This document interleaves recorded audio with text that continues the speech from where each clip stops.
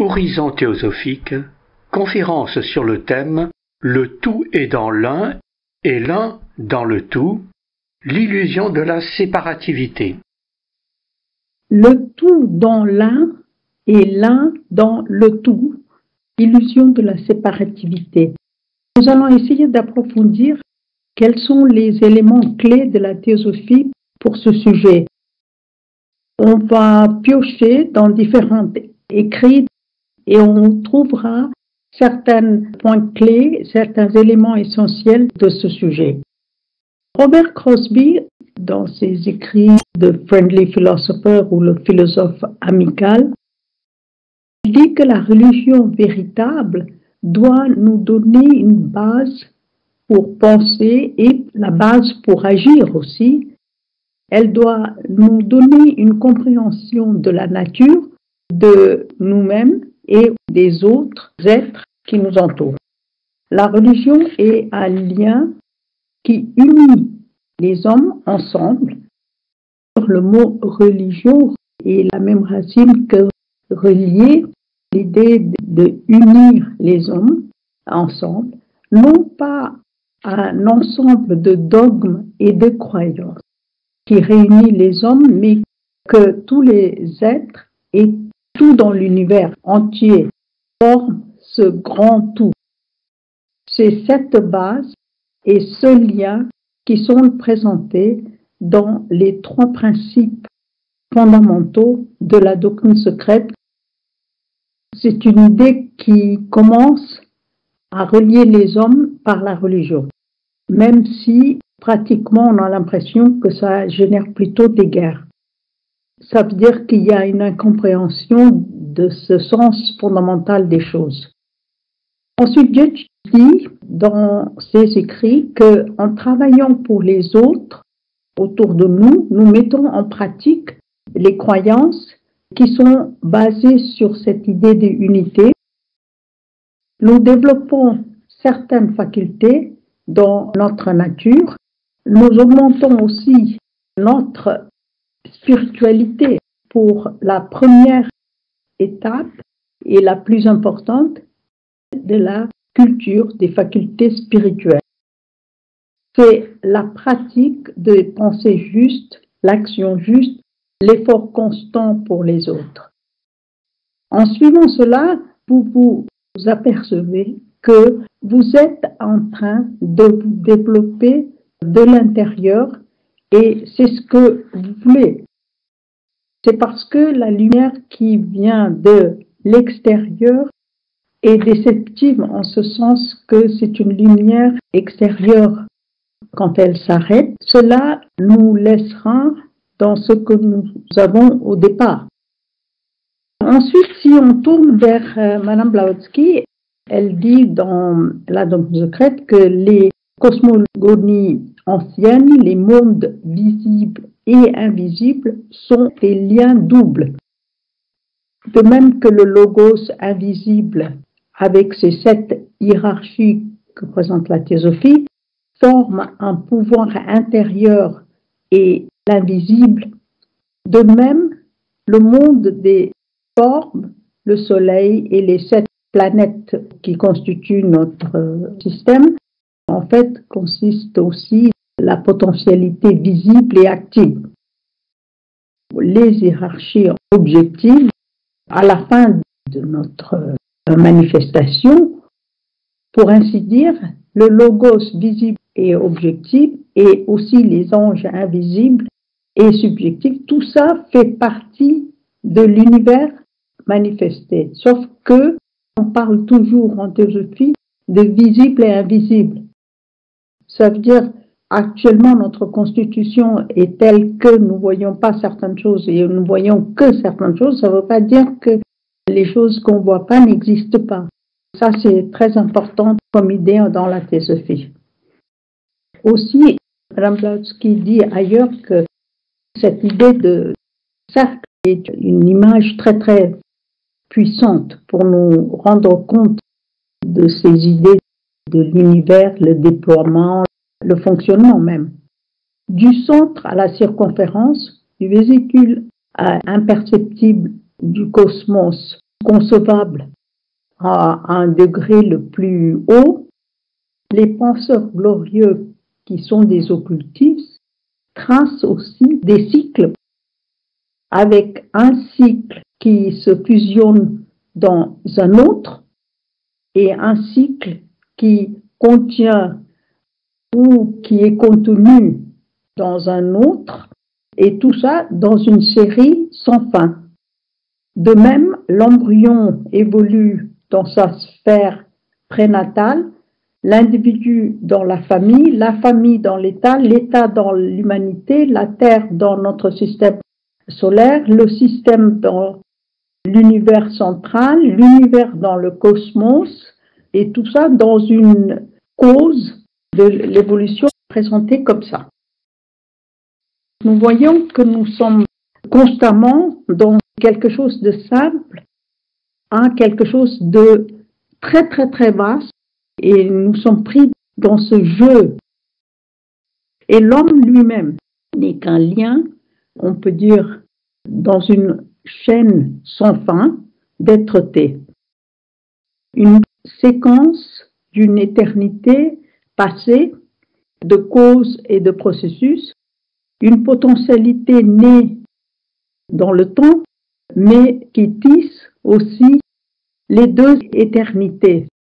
Ça veut dire du passé et aussi de son avenir.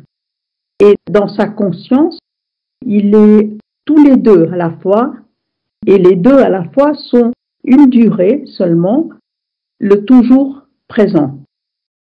Donc c'est l'idée de cette durée qui est avancée dans la doctrine secrète comme quelque chose de très important à prendre conscience dans le temps.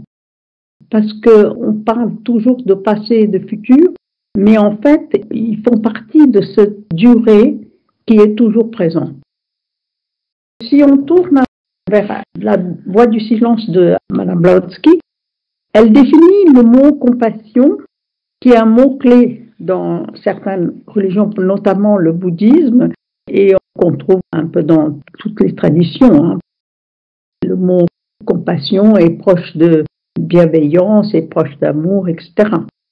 Elle définit la compassion comme la compassion n'est pas un attribut, c'est la loi des lois, l'harmonie éternelle, le soi d'Aleya, l'essence universelle et sans rivage, c'est la lumière de l'immuable justice et de l'harmonieuse disposition de chaque chose dans le tout, la loi de l'éternel amour. Plus tu t'unifieras avec elle, ton être se fondant dans son être, plus ton âme s'unira avec ce qui est, plus tu deviendras compassion absolue. Voilà juste quelques idées évoquées pour introduire le sujet de manière mystique ou qui nous donne une idée intuitive des choses. Maintenant, on va essayer d'étudier l'idée de unité dans la doctrine secrète et après l'idée de homogénéité. Dans la doctrine secrète, on trouve cette idée présente dans tout ce qu'on étudie. Alors, un cercle est divin parce qu'il a une portée très très vaste et infinie. Madame Blavatsky, au début de la doctrine secrète, dit qu'elle a un manuscrit ancien sur un support de feuilles de palme qui est, sans être affecté par l'eau, mais aussi le feu, l'air, etc., et par un procédé scientifique que nous ne connaissons pas à notre époque. Donc c'est très intéressant qu'il y a des bibliothèques probablement comme ça qui sont conservées depuis des âges considérables. En première page, elle dit qu'il y a un disque blanc avec un point au centre. D'abord, le disque blanc qui est immaculé dans un fond noir et après, on voit le même disque avec un point au centre. Ce disque représente le cosmos dans l'éternité.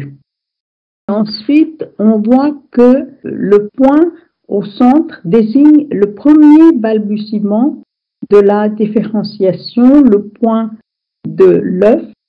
Le cercle 1, et divin d'abord, représente aussi l'unité du tout, d'où tout procède et vers tout va retourner.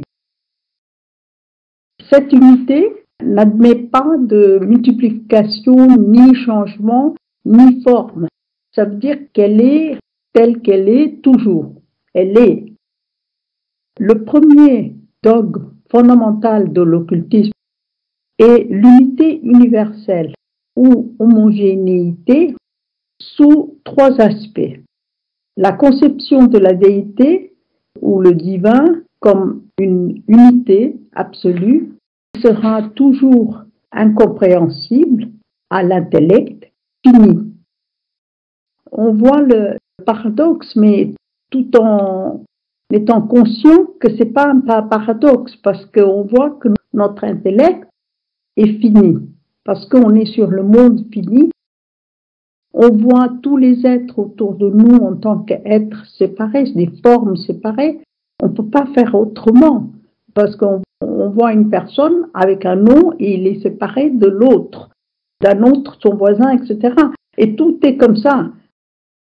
On voit des formes, les animaux, les plantes aussi, tout ce qu'on voit, ça se présente comme ça.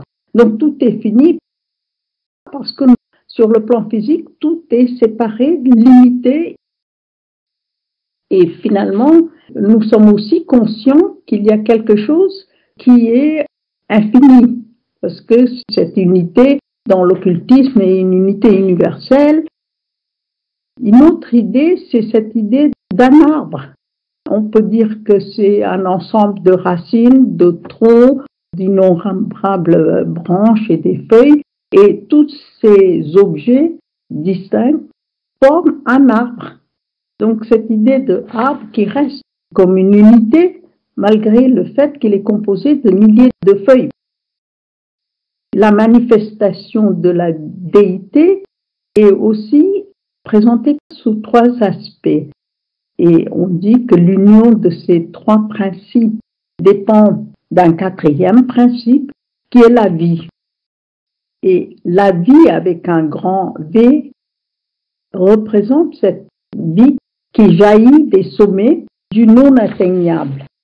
Ce quaternaire, c'est-à-dire les trois aspects de père, mère, fils, sont comme une unité, et avec un quaternaire parce que il y a cette notion de manifestation vivante, on ajoute cette vie qui forme la manifestation.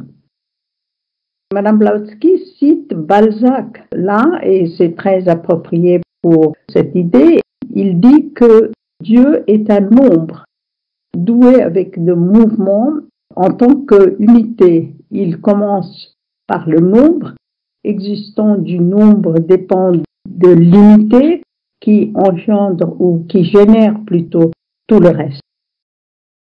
Et le mouvement correspond au nombre, et ça correspond au verbe, et ça correspond au souffle de Dieu, et tout ça est perçu par notre intuition, une unité de tout l'univers.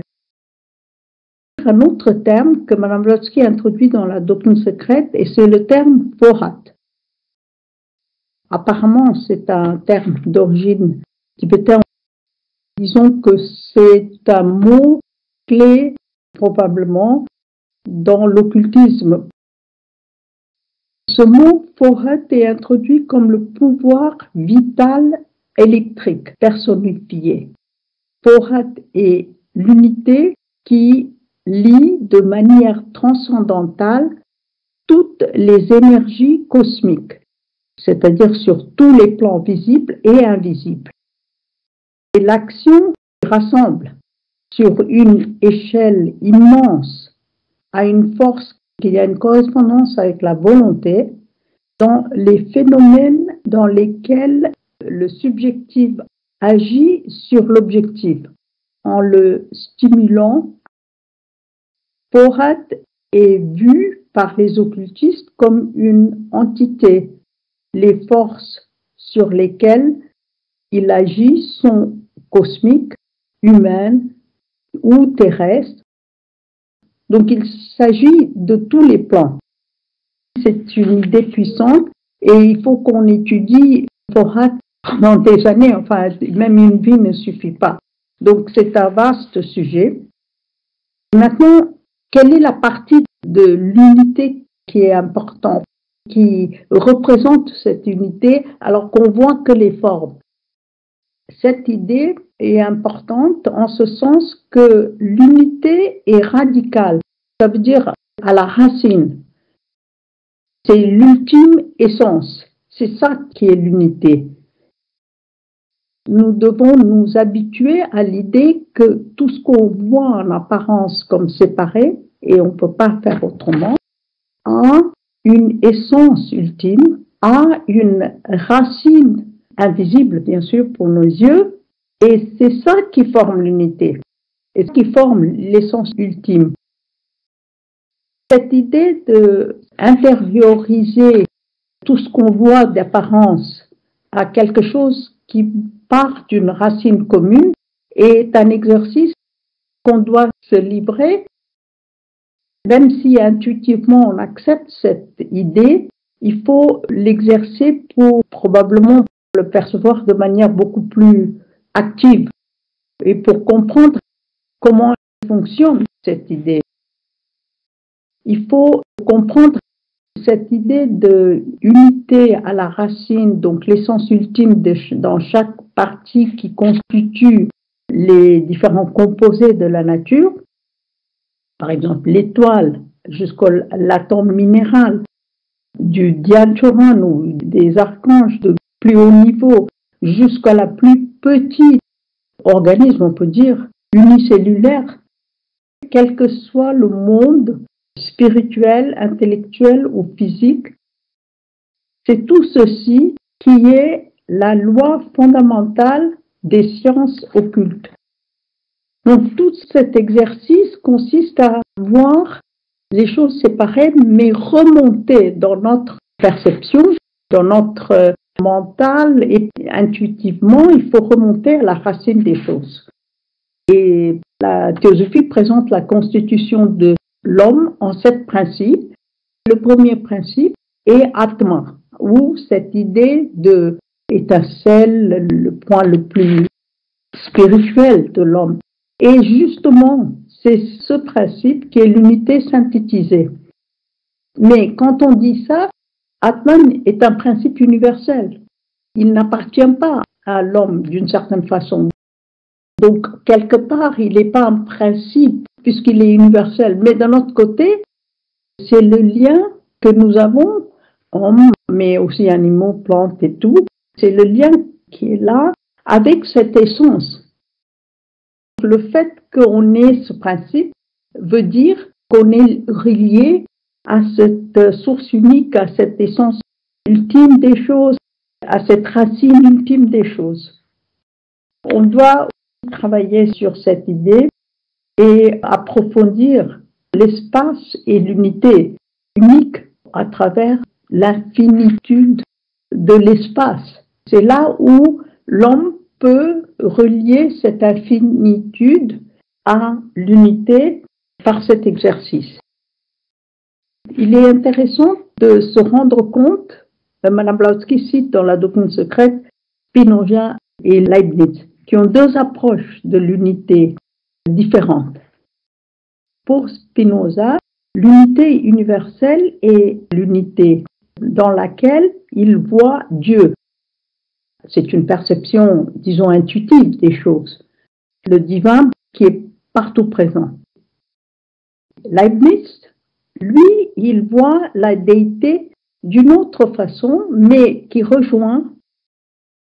Il voit un nombre, c'est l'unité des êtres, et après, il voit des multitudes d'êtres qui sont semi-divins ou divins, et tout ça, il le voit dans l'unité universelle. Il est à la fois unité plus infinitude du point de vue nombre des êtres. Donc, on voit bien qu'on peut avoir des approches différentes Maintenant, on va aborder l'idée de homogénéité. Madame Blavatsky le définit de manière intuitive. Elle utilise le mot sanskrit jiva qui veut dire la vie universelle. Elle dit par exemple la vie monade ou la vie universelle ne peut être appelée esprit parce qu'il est un rayon ou un souffle ou le souffle de l'absolu ou l'état de l'absolu et de l'homogénéité absolue. Donc il n'a pas de relation avec l'état de quelque chose qui est limité ou fini. Il est donc inconscient sur notre plan. Quelque part, il est inconscient sur notre plan, il est invisible. Mais pourtant, on sait qu'il y a la vie, parce que quand il n'y a pas la vie en activité, s'il n'y a pas de monade, ça veut dire que la forme est morte, d'une certaine façon. On voit un peu comment il faut aborder cette notion. Il y a aussi cette idée que la loi fondamentale dans le système, le point central à partir duquel tout a émané et autour duquel tout gravite dans la manifestation, sur lequel toute cette philosophie est basée, est la substance-principe. Une homogénéité qui est divine à la base ou la cause radicale au sens de racine. C'est appelé substance-principe. Cette idée de substance-principe est importante parce qu'elle devient substance sur le plan de l'univers manifesté. C'est une illusion d'une certaine façon, comme dirait la tradition hindoue et la tradition bouddhiste, parce que tout ce qui est manifesté reste un principe dans l'espace. Mais après, quand la manifestation s'arrête, il disparaît, tandis que l'espace lui-même et son commencement et son fin, c'est l'abstrait visible et invisible. C'est la réalité omniprésente qui est toujours là, qu'il y ait manifestation ou pas.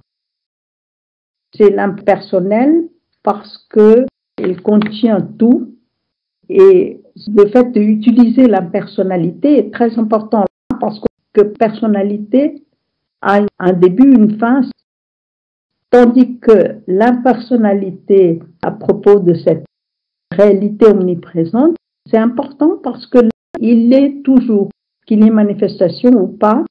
Cette idée d'impersonnalité est la conception fondamentale de ce système de philosophie. Il est latent dans chaque atome de l'univers. À la fois, il est l'univers lui-même et à la fois, il est latent dans tout. On voit bien qu'il y a cette dualité toujours, qu'il y a quelque chose qui est toujours, même s'il est invisible, on peut l'admettre, et tout ce qui est manifesté a un début et une fin. Le cosmos en entier est guidé, contrôlé, animé par une série de hiérarchies presque infinies pour nous et d'êtres qui sont là pour donner l'activité de la manifestation. On donne des noms d'Anchoran souvent dans la doctrine secrète, mais on peut aussi utiliser le mot ange ou d'autres mots parce qu'ils sont des messagers dans le sens où ils sont les agents des lois cosmiques de karma. Ils font marcher, si on peut dire, fonctionner tout le monde et les êtres qui y sont dessus. L'individualité, les caractéristiques de leur hiérarchie et non de leur unité, ça c'est encore important parce qu'ils sont finis, sauf pour leur principe supérieur. Nous aussi, nous sommes en tant que forme finie, on a un début, on est né le, et puis on va dire à un moment donné, il est mort le. Mais les principes supérieurs vont continuer. Tout fonctionne sur ce schéma.